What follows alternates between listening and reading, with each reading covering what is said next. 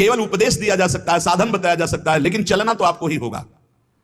अहमता और ममता ये दो हैं जिनसे तुमने स्वयं को बांध रखा है। इनको स्वयं से तुम्हें काटना होगा, तभी तुम मुक्त होगे। जे भी तुम्हारे संकल्प भस्म हुए उसी समय तुम ब्रह्म स्वरूप प्रकाशित हो जाओगे। जैसे उज्जवल सोने का मल नष्ट होता है तो दमकने लगता है, ऐसे ही ब्रह्म स्वरूप आपका प्रकाशित हो जाएगा जिस समय आप भोगों का संकल्प त्याग देंगे। कामना कल्पना यही मोक्ष में बाधा पहुंचा रहे हैं। कामना कल्पना वासना मन तुम्हारा संकल्प। असद्धाना पुरुषाधर्म सस्यास्य परम तप अप्राप्य माम निवर्तन्ते मृत्यु संसार वर्तमनि।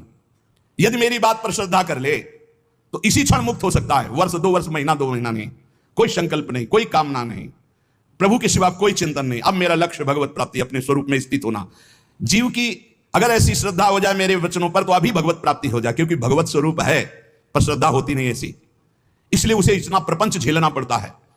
अगर संत महापुरुषों गुरुजनों शास्त्रों पर श्रद्धा हो जाए तो बहुत जल्दी भगवत प्राप्ति हो जाए। लोग स्तुति गान करने लगते हैं तो ये 5 उसे फंसा लेते हैं, शब्द स्पर्श रूप रस गंध। श्री तुकाराम जी कहते हैं कैसे, अब शब्द फंसाते हैं उसे। पहला शब्द है ना, शब्द स्पर्श रूप रस गंध, तो शब्द फंसाते हैं। माया के द्वारा भेजे हुए लोग आने लगते हैं, माया के द्वारा। भगवान के द्वारा क्यों नहीं कहते? क्योंकि भगवान के द्वारा प्रेमी भक्तों का मिलन होता है, मायावियों का नहीं। माया के द्वारा भेजे लोग आने लगते हैं और वो स्तुति गान करने लगते हैं।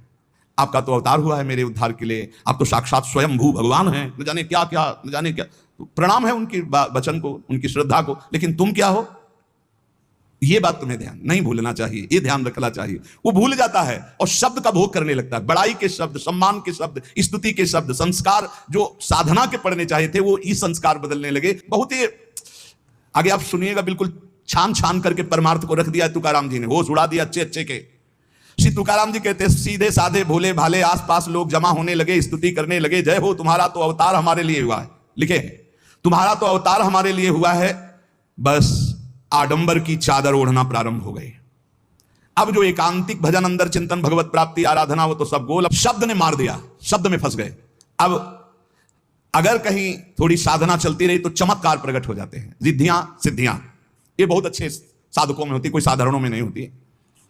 चमत्कार और भीड़ इकट्ठा। वो चमत्कार से जिस पहाड़ पर चढ़ना चाहता था ब्रह्मबोध भगवत प्रेम, बदल गया रिद्धियां सिद्धियां। इसलिए गोस्वामी तुलसीदास जी ने कहा है, रिद्धि सिद्धि पेरे बहुआई बुद्धि लोभ दिखावे भाई होए बुद्धि जो परम सयानी तिन तन चितई ना नहीं। हमारा अनहित हो जाएगा। अगर रिद्धियां सिद्धियां स्वीकार कर ली तो भगवत प्राप्ति नहीं होगी।